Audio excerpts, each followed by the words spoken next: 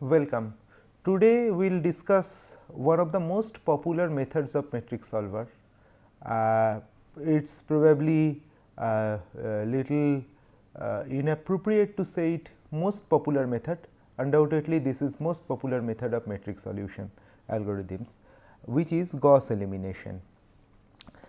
And this is not only a very popular matrix solution algorithm with use in several applications, this is also the earliest documented methodology for solving system of linear equations.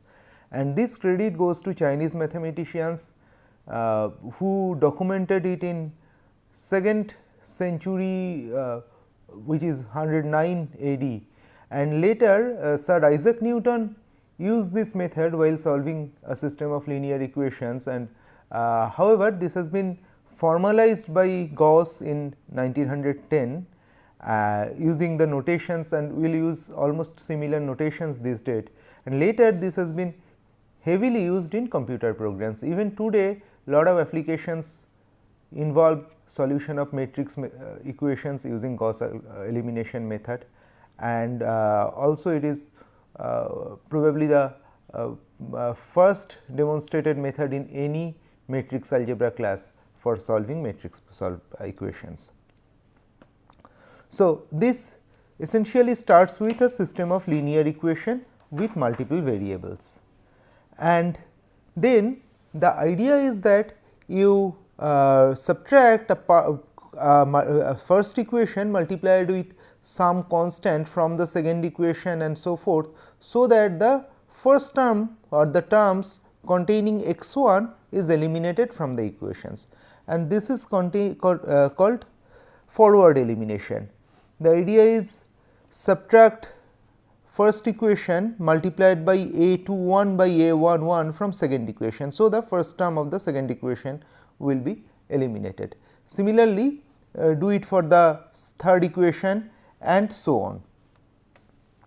So, a11 will be the term basically which will divide all the coefficients which will be divided by which will come in denominator for all the equations when subtracted from them, and a11 is called the pivot of this equation. However, if we see what happens when we do this step, the first term containing x 1 is eliminated from all the equations, and we get a new sets of equation. However, the solution of both the equations will remain same because they are essentially same equations or similar equations, and coefficients, because this has been subtracted from the from any other row, the coefficients change in magnitude in any of the rows, and this term a11 is called a pivot here, pivot, P-I-V-O-T, in a sense that the equation has been transformed based on a11, and if a11 is 0, this step is not valid. So, one very important step is that the coefficient a11 has to be non-zero while doing the forward elimination, and this is valid if the pivot a11 is non-zero. Now, we get a new sets of equation. First equation remains essentially same, the other equations have been changed, and we carry on these steps. The next step is take the previous equations, or just one second.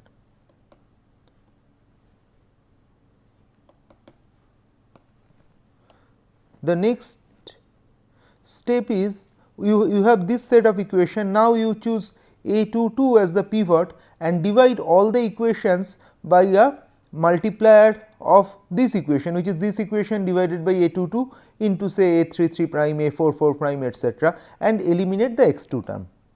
So, while doing this, the x2 term is eliminated from the equation, and the equations are restructured from equation 3, which is a new equation now, and each term has been changed accordingly. And if you carry on up to n minus 1 steps, at the nth column or at the nth equation after n minus steps operation here, the terms containing x 1, x 2, x 3, x 4, x n minus 1 have been vanished. Therefore, the new equation which is representing the nth equation has only one unknown, and this is one equation. So, we can directly solve for this equation, and we essentially get a triangular system of equations.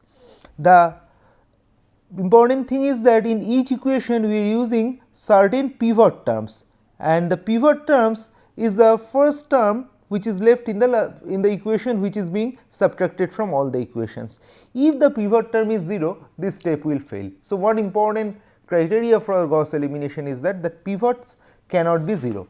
Now, when we get a system of equation like this,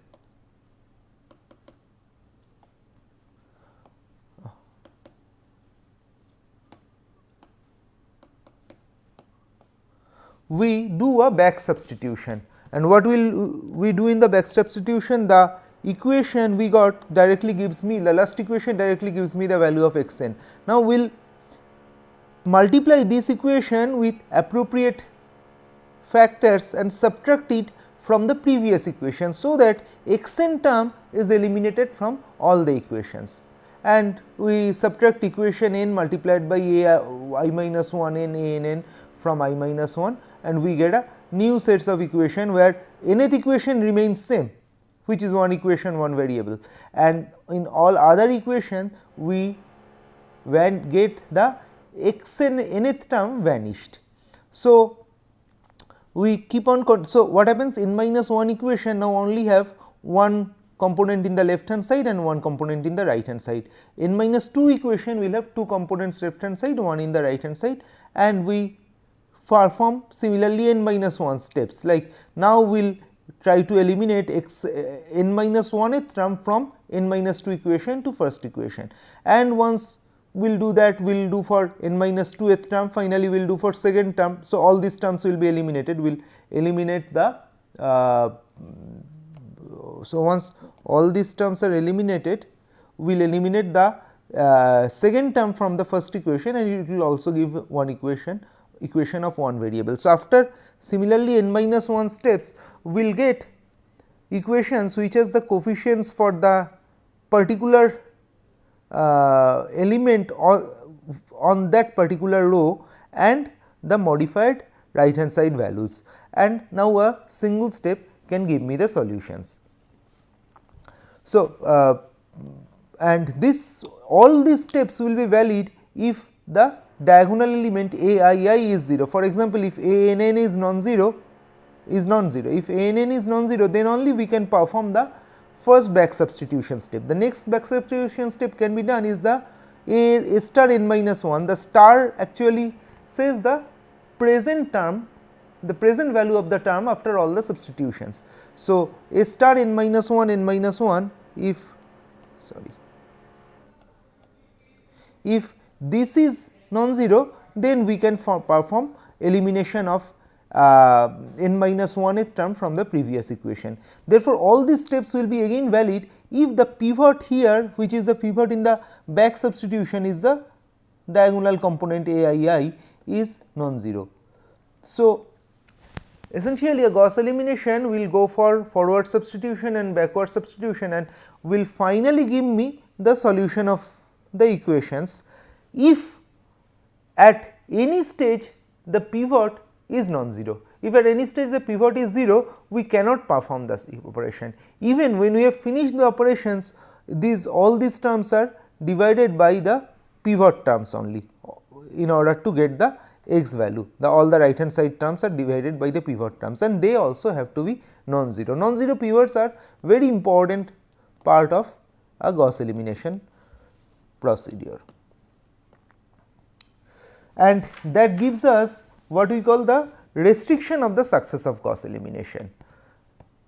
This method fails if any of the pivots is 0 at any of the steps. So, throughout we have to get the diagonal terms non-zero, or the terms which will be used in division must be non-zero. In case we get some 0 pivot, we will get an example later, we can rearrange the equations to get non-zero pivots.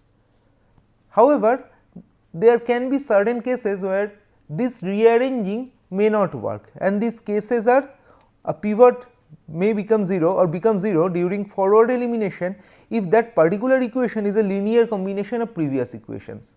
And then if this thing happens, then we cannot rearrange the equation so that the pivot becomes non-zero, and it can get it can be 0 also during back substitution if the row is linear combination of the subsequent rows. So, in both of the cases there is no unique solution, and we have seen this earlier that if A is not a full rank matrix or some rows of A are a linear combination of some other rows, then we will not get a unique solution of x is equal to b, and if there is no unique solution, then Gauss elimination can handle this problem.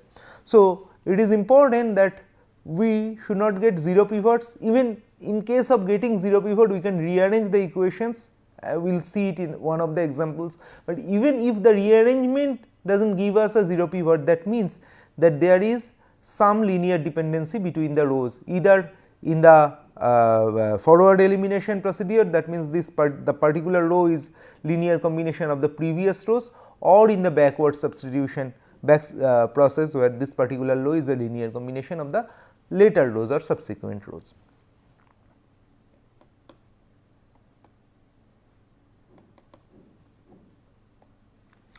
So, the success of Gauss elimination can be defined as Gauss elimination will be successful for equations with no linear independence.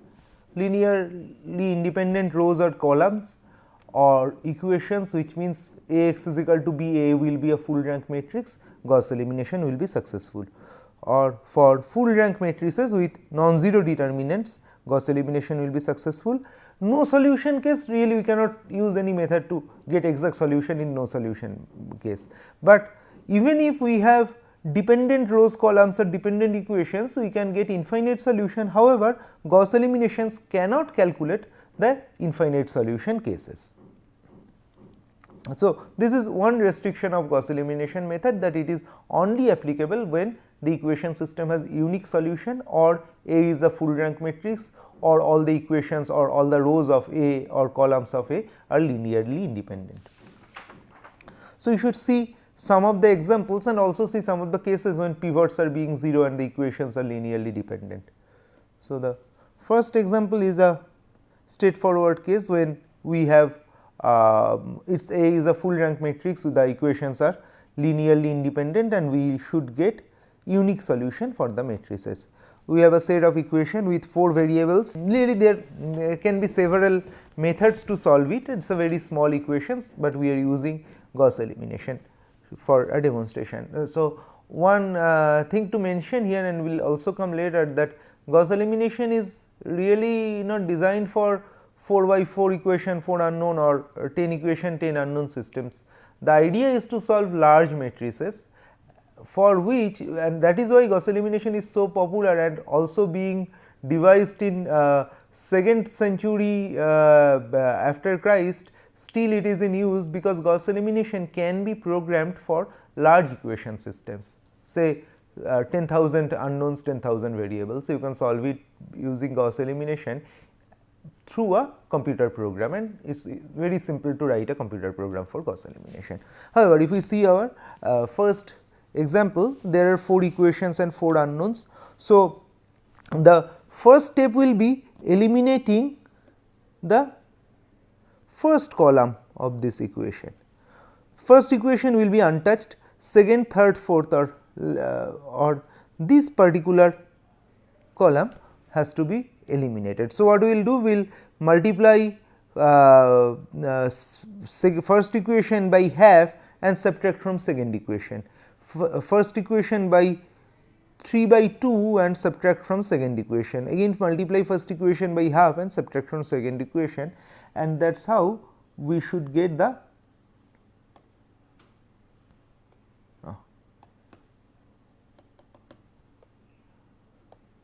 next equation system, the transformed equation system. So, it comes as like equation 2 prime is equal to equation 2 minus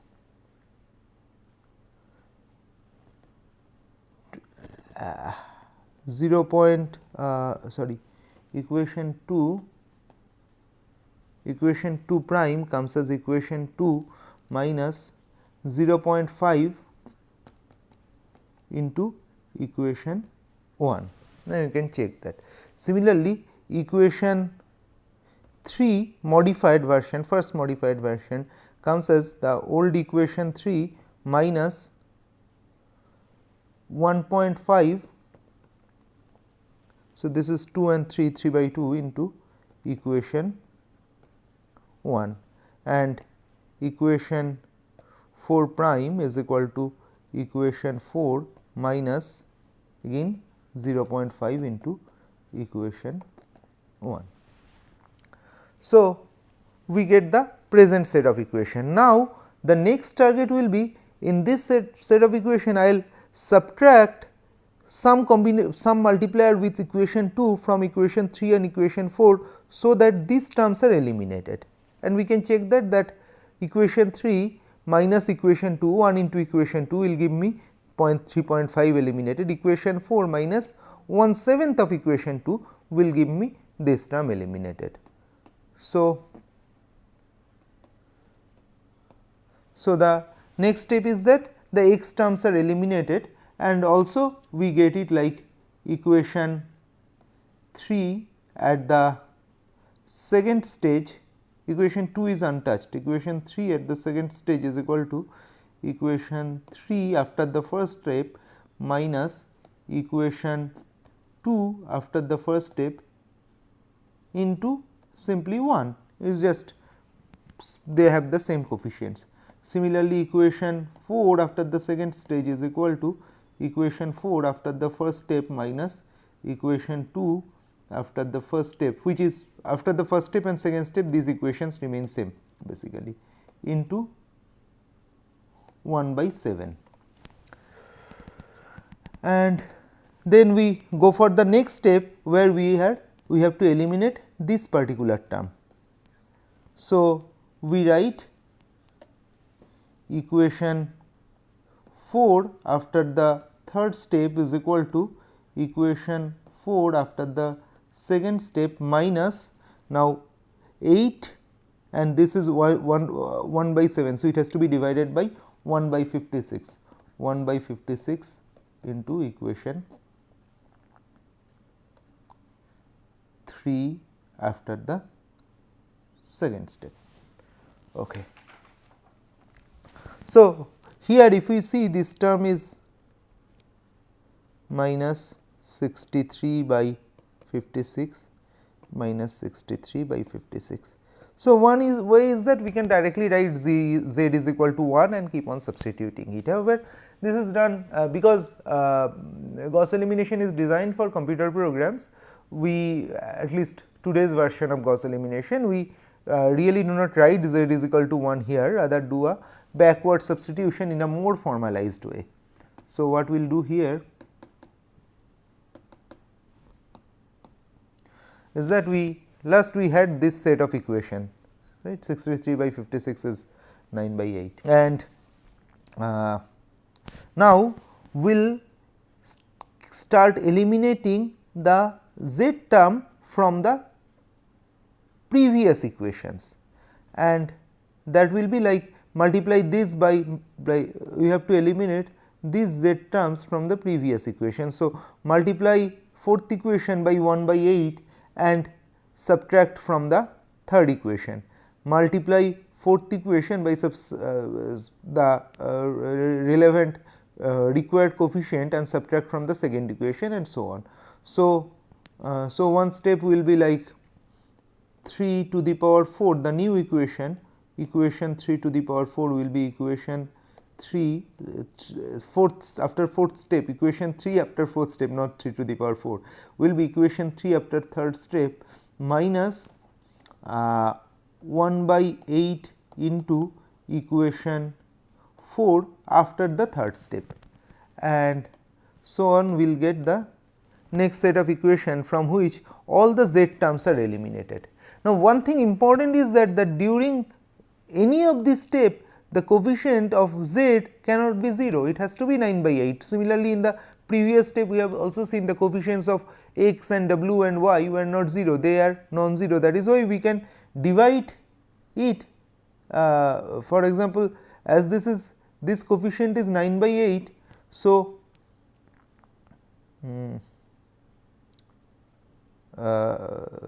so we can divide this coefficient, this by certain, if this is 0, there is no point in doing this substitution. So, it is important to have these terms non-zero. Similarly, now if y is equal, this term is 0, we could not eliminate the y terms from the previous equation. As this is non-zero, this is possible. So, this is the importance of pivot term. So, we go on a step like this, and then we perform another step, and then finally, we will see it is only one variable in the left hand side and the right hand side values, and solution is now obtained by w is equal to 2 by 2, x is equal to minus 3.5 by 3.5, y is equal to minus 8 by 8, z is equal to minus 9 by 8 by 9 by 8.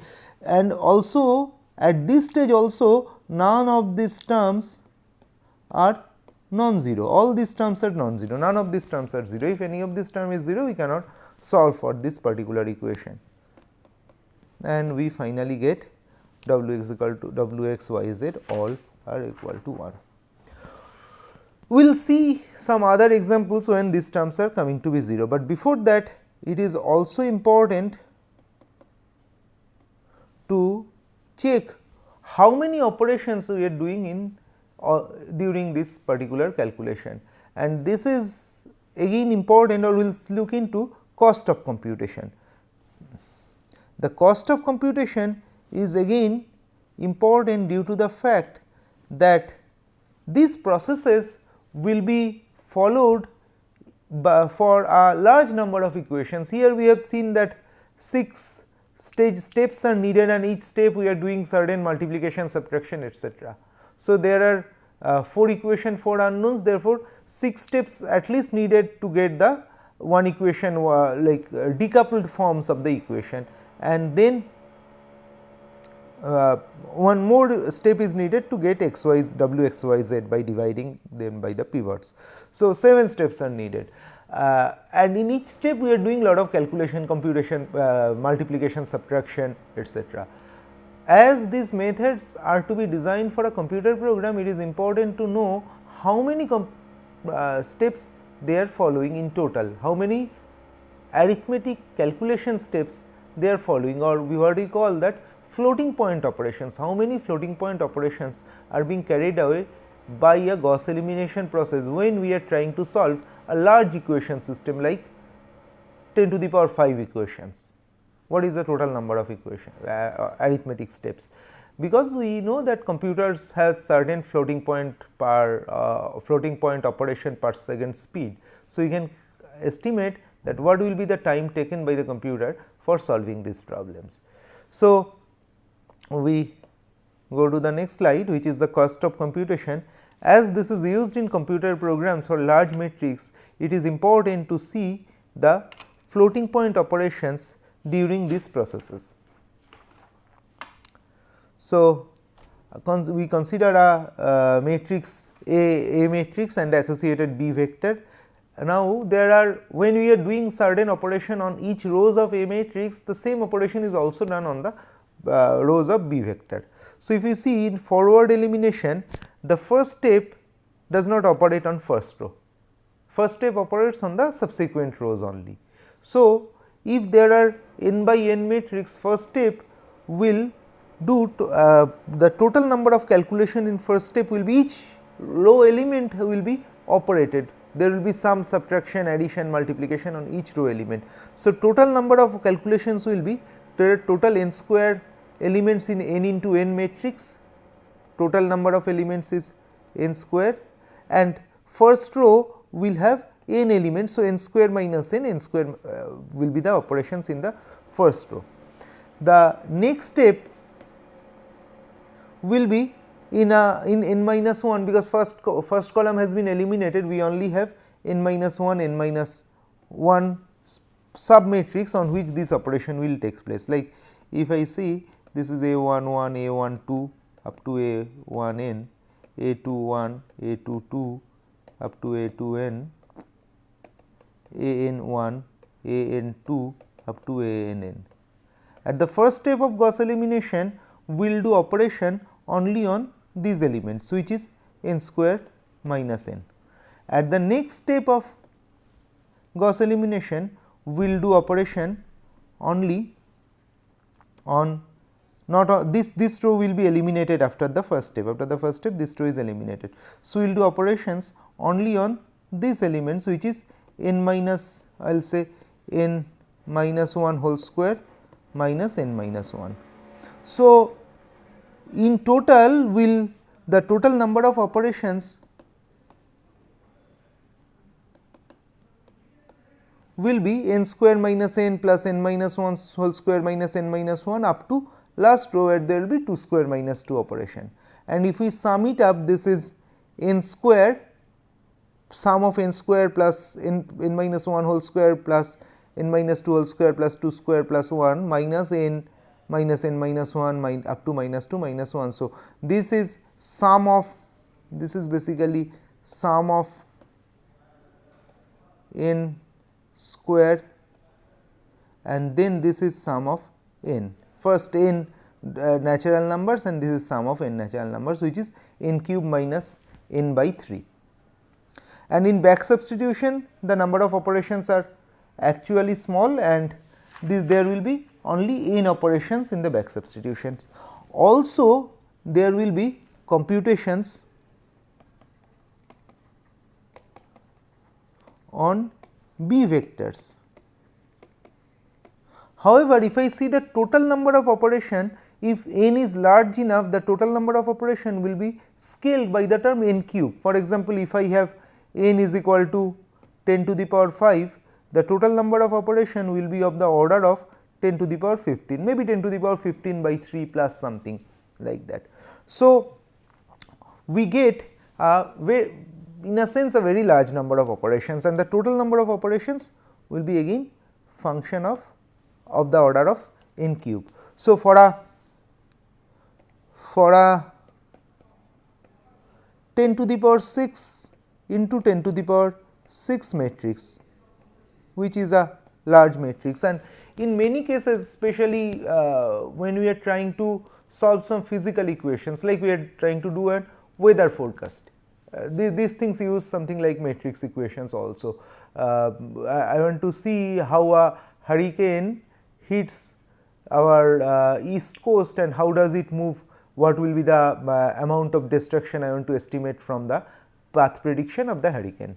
So, that needs a large matrix equation to be solved, and we will do some examples where we will see how physical equations can be translated into matrix equations. So, that will be a large matrix equation. For example, it is a 10 to the power 6 into 10 to the power 6 matrix equation. Then number of operations in Gauss elimination will be of the order of 10 to the power 6 whole cube, which is 10 to the power 18.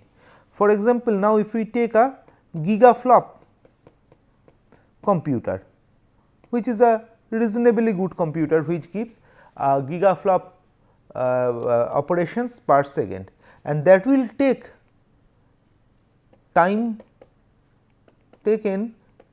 So, there has to be 10 to the power 18 floating point operations by a computer which does 10 to the power 9 operations per second. So, the total time will be 10 to the power 18 by 10 to the power 9 will be 10 to the power 9 seconds just to solve a 10 to the power 6 into 10 to the power 6 matrix, which is a very high time, and that is why for large systems Gauss elimination is kind of restricted due to the computer time taken for execution of the entire program, because it is associated with a large number of calculation steps or floating point steps, and that can restrict the calculations also. However, for smaller system like 1000 by 1000 system, Gauss elimination gives can be done in a reasonably faster time. In a gigaflop computer, it will be only 1 second in which you will get the solution. So, in next class we will see few other examples of Gauss elimination, and especially when the pivots the cases in which the pivots become 0, and how can we tackle these cases for certain matrices when the pivot is 0, and what are the cases when there is actually no unique solution and pivot, and we will see the pivot is being 0 and there is no remedy for that. Okay, thanks.